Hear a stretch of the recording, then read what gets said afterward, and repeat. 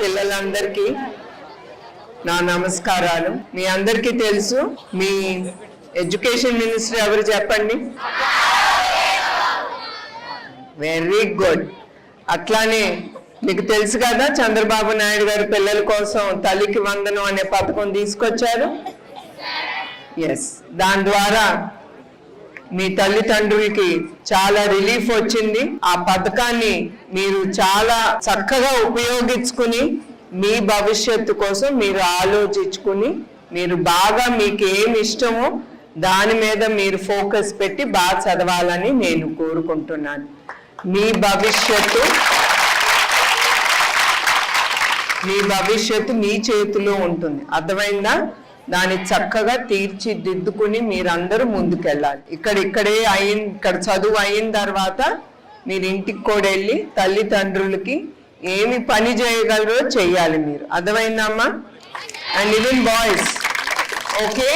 ఇక్కడ పని అయిన తర్వాత, ఇక్కడ చదువు అయిన తర్వాత మీరు ఇంటికి వెళ్ళి మీ నాన్నగారికి ఏమైనా సహాయం కావాలో చేసి మీ హోంవర్క్ అన్ని అవజేసుకుని మీ టీచర్లు కూడా మీకు చదువు చెప్పాలంటే వాళ్ళకి సంతోషంగా ఉండాలంటే మీరు బాగా ఫోకస్డ్ గా చదువుకోవాలి, అర్థమైందా?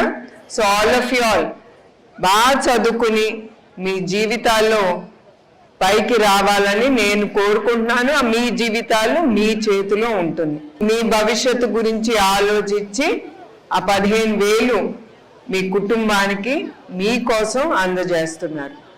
So I want each one of you to study well and get excellent marks, like your education minister always keeps boasting about the government schools what he is running. He gets excellent results. Keep it up.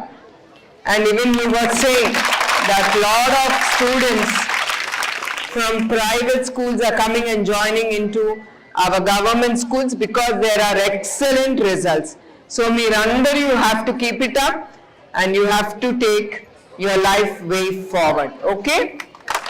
God bless all of you all. Once again, thank you each one of you all. Jai Hind.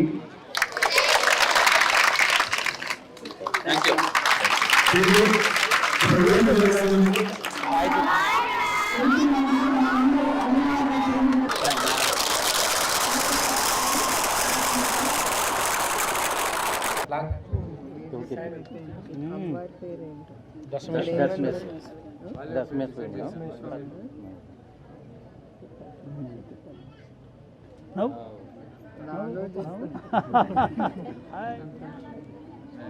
Madam గారు పద్మావతి అనే పేరును ఆది MPTC గారి చిన్న కూతురైన పాపకు పద్మావతి అనే పేరును నామకరణం చేయడం ద్వారా ఆ రోజు మన కాలేజీలో కష్టపడినటువంటి కృష్ణమూర్తి గారి కుమార్తెకు మేడం గారి పేరు పెట్టారు.